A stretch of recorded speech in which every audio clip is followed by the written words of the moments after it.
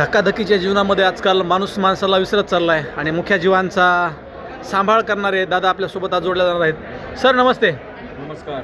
सर्वप्रथम तुमचं नाव विचारू इच्छितो सर. मी अभिजित महाजन, विश्वस्त, धर्मा डॉंकी सँच्युरी, सगरुळी, जिल्हा नांदेड.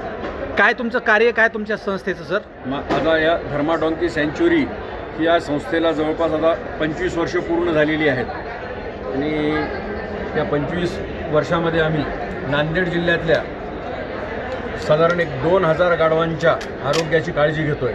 त्यांचं वर्षातून 2 वेळा लसीकरण, डिवर्मिंग आणि वेगवेगळ्या शिबिरामधून तपासणी आणि औषधोपचार या पद्धतीनं आमचं काम चालू आहे. यासोबत गाढव पालकांमध्ये जनजागृती, गाढवांची निगा कशी राखायची, त्याचे प्राथमिक उपचार कसे करायचे, त्यांना होणारे आजार, याची लक्षणे काय आहेत हे कसे ओळखायचे आणि जवळच्या पशुसंवर्धन विभागाला किंवा आमच्या संस्थेच्या मार्फत त्याचे उपचार कसे करून घ्यायचे याविषयी आम्ही त्यांच्यामध्ये जनजागृती करतो. डॉंकी एक असा प्राणी आहे की रात्रंदिवस जरी काम लावलं तरी काम करतो, पण काम संपल्यानंतर त्याकडे कोणी पाहत नाही.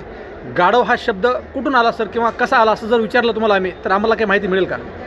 तसं गाढव हा शब्द म्हणजे बदनाम झालेला आहे. म्हणजे आपण गाढव म्हणजे एक शिवी असं समजतो, पण ह्या एवढा प्रामाणिक प्राणी कोणताही नाही.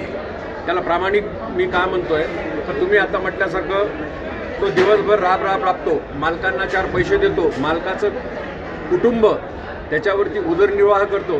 पण गाढवाला जर तुम्ही काही खाऊ घातलं नाही, काही पाणी पाजवलं नाही, त्याला सोडून दिलं तर तो भेटेल ते खातो, चरतो, पुन्हा मालकाच्या घरी परत येतो, मालकाच्या घरी पोहोचून त्याच्या उदरनिर्वाहाची व्यवस्था करतो. परंतु या सगळ्या गोष्टी म्हणजे हे जे होतंय ते बदलण्यासाठीच आमची संस्था काम करते. नक्कीच सर, तुम्हाला कुठल्या संस्थेतर्फे, शासनातर्फे तुम्हाला कुठलं अनुदान भत्ता वगैरे असं काय मिळतंय का? शासनाचं कुठलंही आम्हाला अनुदान भत्ता मिळत नाही, पण महाराष्ट्र शासनाच्या पशुसंवर्धन विभागाचं आम्हाला खूप मोठं सहकार्य आहे. म्हणजे आम्ही जेव्हा शिबिराचं आयोजन करतो तेव्हा तिथले वैद्यकीय अधिकारी किंवा त्यांचे पदाधिकारी आम्हाला वेळोवेळी मार्गदर्शन करतात. परत आम्ही प्रशिक्षणाचं आयोजन करतो, त्यावेळी देखील त्यांचं मार्गदर्शन असतं. आम्हाला लागली एखादी औषधं तर ते आम्हाला पुरवठा करतात. या माध्यमातून त्यांचं सहकार्य मिळतं आम्हाला. नक्कीच सर, तुमचं आमच्या परेडमध्ये स्वागत आहे. आणि दुनियात बदनाम असलेला धाडसी प्राणी, मालकासाठी रात्रंदिवस काम करणारा प्राणीसुद्धा या दुनियेत बदनाम आहे, तर मानव हा